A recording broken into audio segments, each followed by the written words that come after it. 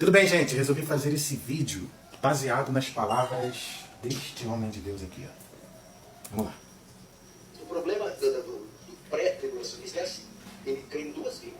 Jesus vem antes da tribulação, de forma secreta e repentina. Por exemplo, então, esse é o pastor Paulo Júnior. Eu quero começar esse vídeo aqui dizendo que Paulo Júnior é um homem de Deus. Tá? Ele é um grande pregador, um grande ensinador da palavra de Deus. E o posicionamento dele não desqualifica, não descaracteriza como servo do Altíssimo, tá bom? Deixa eu deixar isso aqui bem claro. Porque é importante a gente saber que existem coisas, pontos em que os cristãos eles podem discordar educadamente. Existem coisas que a gente não pode discordar. Porque discordar, por exemplo, das doutrinas essenciais da fé cristã, como por exemplo a divindade e a humanidade de Jesus, não tem como a gente discordar. Quem discorda que Jesus é Deus, Jesus é homem, 100% Deus, 100% homem, é colocado dentro de um campo herético. Assim também como a autoridade das Escrituras, ou que Deus é único e haja três pessoas distintas, e a volta, o retorno de Jesus de forma corpórea. Independentemente se a pessoa ela adota as chaves hermenêuticas sobre o fim do mundo, a milenista, pós-milenista, pré-milenista histórico, pré-milenista dispensacionalista, se ela sobre o cumprimento a Abraão, a sua descendência à terra, ela seja aliancista, neo-aliancista ou dispensacionalista, se com relação a alguns assuntos da escatologia, ao livro do Apocalipse, ela adota o futurismo, o preterismo, o idealismo, o historicismo, independente da visão que a pessoa possa adotar, seja qual for o assunto, seja sobre o fim do mundo, seja da forma como Jesus vai voltar, com relação ao seu itinerário ou a sua frequência, os cristãos eles não podem discordar que Jesus vai voltar de forma corpórea a esta terra. Então todos têm que concordar com isso. Agora nós vamos divergir, nós vamos ter opiniões diferentes, nós vamos adotar escolas hermenêuticas, chaves hermenêuticas escatológicas diferentes umas dos outros. Tá? E dá para perceber aqui nesse vídeo que o pastor Paulo Júnior é um pós-tribulacionista. Visão que entende que a igreja passará pela tribulação escatológica, que a maioria entende ser de 7 anos, onde Jesus, após essa tribulação, aparecerá, voltará de forma visível. Então, mas ele está dizendo uma coisa aqui, que ele começa dizendo que o pré-tribulacionismo, dentro da escatologia dispensacionalista, diz que, ele vai ser sarcástico aqui em alguns pontos, diz que o pré-tribulacionismo prega duas vindas, e não é verdade. O pré-tribulacionismo prega que Jesus voltará apenas uma vez, mas em duas fases distintas. A primeira fase, Jesus ele vem no arrebatamento, e a segunda fase ele aparece para todos na parousia, né? Que a palavra parousia significa aparecimento. No entanto, algumas pessoas podem falar, mas Leandro, isso não pode fazer uma pessoa entender que sejam duas vindas? Como se explica isso? A comparação que eu costumo usar é o ministério de Jesus. O ministério de Jesus, Jesus ele deu início ao ministério, em seu ministério com 30 anos de idade. E de uma maneira assim bem oficial, eu entendo que ela começou ali a partir do batismo de Jesus por João Batista. A voz de Deus chega e diz, esse é meu filho amado em quem eu me comprazo. E então o ministério de Jesus começa ali, ele começa a se manifestar ali. É claro que em João capítulo 2 fala das bodas de Caná, e vai falar que ali Jesus deu início ao seu ministério, mas antes é interessante que ele chega para sua mãe, a sua mãe ele pede um milagre sobre o vinho que tinha acabado no casamento, e ele fala, mulher, ainda não é chegada a minha hora, ou seja, não é o momento de eu me manifestar. Então houve um momento de Jesus ficar oculto, houve um momento de Jesus se manifestar.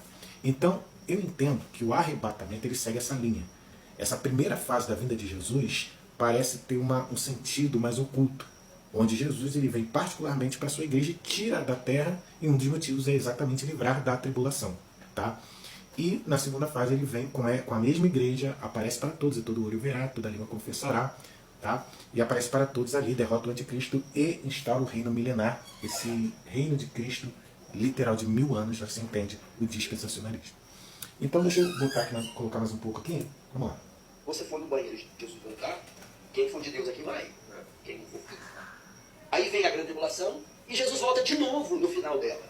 Qual que é o mal disso? É a doutrina da repescagem. Se você não for na primeira leva, Vilela, vai na segunda. Qual que é o mal?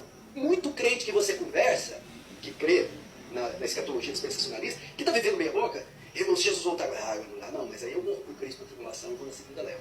Isso. Então ele meio que se utiliza, né, de uma forma sarcástica, chamando a escatologia dispensacionalista e o pré-tribulacionismo de doutrina da repescagem. Tá?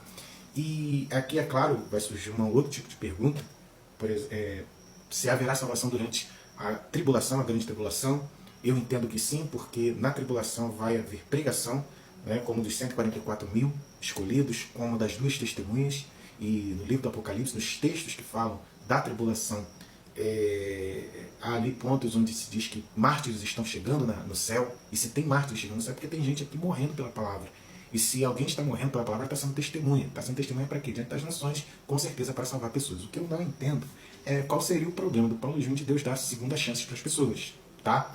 É claro que para quem entende o que é a tribulação pela Bíblia, é loucura desprezar o arrebatamento para passar por este momento de tribulação, onde Deus vai derramar a sua ira, tá? Representada ali nos selos, representada ali nas trombetas e representada ali nas taças, nos cálices, nas salvas da sua ira divina. Então o que acontece? Né? Mas qual seria o problema de Deus dar segundas chances para as pessoas? Eu não vejo nenhum. E outra coisa, o Paulo Júnior diz que isso produz, como ele vai terminar falando aqui... Produz o quê? Um cristianismo fraco que dá a ideia de uma... Então ele diz aqui, o som meio que falhou aqui, segundo ele, um cristianismo vulnerável. Gente, a pregação do arrebatamento não produz crentes vulneráveis. Pelo contrário, produz crentes mais crentes, porque é no arrebatamento que se fala da iminência da vinda de Jesus. E o dispensacionalismo fala da gravidade da tribulação. Então, quem entende o arrebatamento, quem entende essa fase da vinda de Jesus, aí que quer ser crente mesmo para subir nessa primeira fase. Tá? Então, o que acontece? A minha solene convicção é que Jesus vai voltar, que o arrebatamento é real, o arrebatamento é bíblico. Eu creio dessa forma. O arrebatamento é uma doutrina dada de Jesus para Paulo, tá? E que o próprio Jesus falou de forma indireta sobre o arrebatamento, e essa é a nossa convicção. Em João capítulo 14, Jesus vai dizer: não se turbe o vosso coração, credes em Deus, credes também em mim. Na casa de meu pai há muitas moradas. Se não fosse assim, eu vos teria dito: vou preparar lugar. E se eu for e vos preparar lugar, porque voltarei outra vez e vos levarei para mim mesmo, para que onde eu estiver vocês possam estar também. Ou seja, Jesus levará para ele mesmo. É uma fase da vinda do Senhor Jesus. O que faz os crentes vulneráveis, pastor Paulo Júnior, não sei se esse vídeo vai chegar a você, não é uma pregação sobre o arrebatamento, a chave escatológica hermenêutica do dispensacionalismo. O que faz crentes vulneráveis é pecado, a falta da leitura da Bíblia, a falta da oração, a falta do jejum e a falta da esperança e a fé em Cristo Jesus.